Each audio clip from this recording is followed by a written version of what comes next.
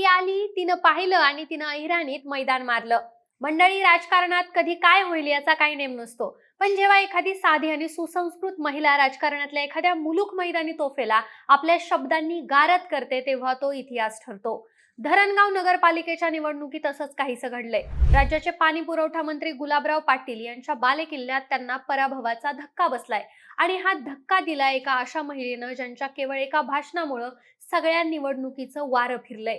एखाद्या मंत्र्याला त्याच्याच होम पिचवर पराभवाचा धक्का देणारी ही महिला नेमकी कोण आहे? तिचं गाजलेलं भाषण नेमकं काय होतं, हे जाणून घेऊयात या व्हिडिओमधून. नमस्कार, मी निशा हिंगे आणि तुम्हाला तर माहिती आहे, आपला विषयच भारी आहे. मंडळी, राज्यातल्या नगर परिषद आणि नगरपंचायतीच्या निवडणुकीत महायुतीनं चांगलंच यश मिळवलं. त्या तुलनेत महाविकास आघाडीला मोठा फटका बसलाय. महाविकास आघाडीत फक्त काँग्रेसलाच 2 अंकी संख्या ओलांडता आली आहे. या निवडणुकीत अनेक नेत्यांची प्रतिष्ठा पणाला लागली होती. कुणाची बहीण निवडणुकीत उभी होती, कुणाचा मुलगा, कुणाचा भाऊ, कुणाची भाऊजाई तर कुणाचा जवळचा कार्यकर्ता. त्यामुळे प्रत्येक आमदार, खासदार आणि मंत्र्यांनी निवडणुकीमध्ये स्वतः लक्ष घातलं होतं. प्रचारासाठी जीवाचं रान देखील केलं होतं. यामध्ये काहींना यश आलंय तर काहींच्या पदरी निराशा आलीय.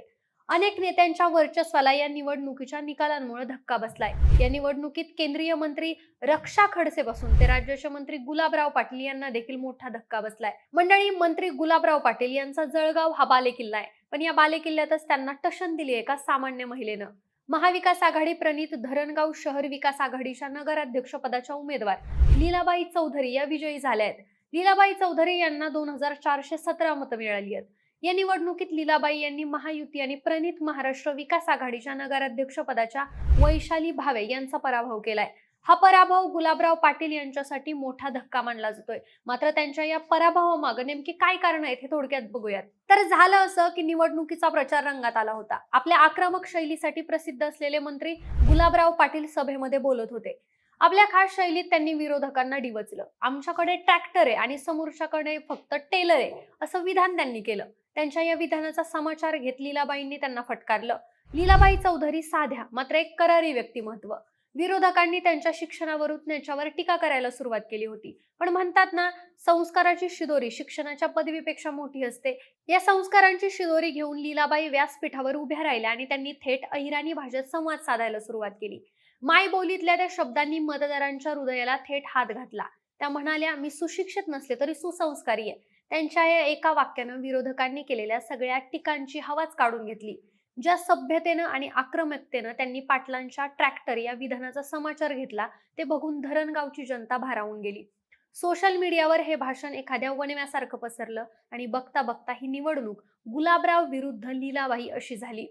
हिंदी गाणी, शेरो शायरी आणि स्फोटक वक्तृत्व यांचा संगम असणारे गुलाबराव पाटील मात्र त्यांच्या या मुलूक मैदानी तोफेचे गोळे लीलाबाईंच्या साध्या पण प्रभावी शब्दांपुढे निकामी ठरले.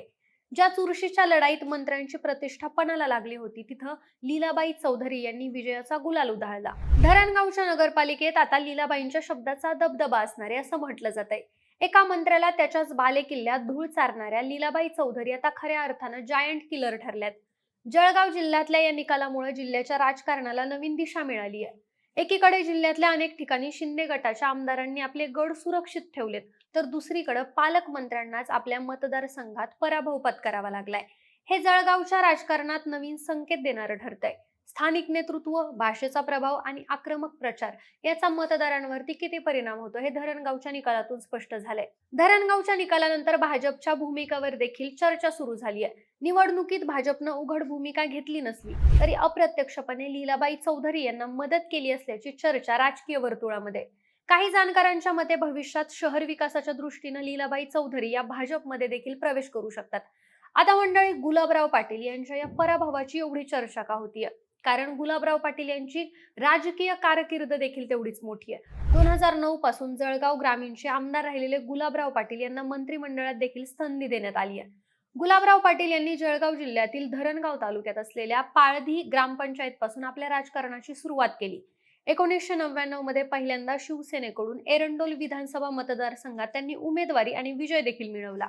2009चा अपवाद वगळता जळगाव ग्रामीण मधून ते सातत्याने विजयी झालेत. 2022 मध्ये शिवसेनेचे 2 भाग झाल्यानंतर एकनाथ शिंदे यांना त्यांनी साथ दिली. 2016 मध्ये सहकार राज्यमंत्री, 2019 मध्ये उद्धव ठाकरे यांच्या नेतृत्वाखाली महाविकास आघाडीच्या सरकारमध्ये पाणी पुरवठा आणि स्वच्छता मंत्री, तर 2022 मध्ये महायुतीच्या सरकारमध्ये पुन्हा पाणी पुरवठा व स्वच्छता मंत्री म्हणून ते होते. विधानसभा निवडणुकीत देखील जळगाव जिल्ह्यातील एकनाथ शिंदे या गटाच्या सर्व जागा म्हणजे 5 जागा निवडून आणण्यात त्यांची महत्त्वाची भूमिका होती. मंडळी, लोकसभेच्या निवडणुकीमध्ये भाजप उमेदवार स्मिता वाघ यांना शिवसेनेच्या शिंदे गटानं जळगावमधून चांगलं मताधिक्य दिलं होतं. त्याची परतफेड करण्यासाठी भाजपनं सुद्धा विधानसभेच्या निवडणुकीत शिंदे गटाचे उमेदवार गुलाबराव पाटील यांना मदतीचा हात दिला होता. त्यामुळे पाटील यांच्या विजयाचा मार्ग सोपा होऊन जळगाव ग्रामीणमध्ये गुलाबराव देवकर यांचा पराभव त्यांनी केला.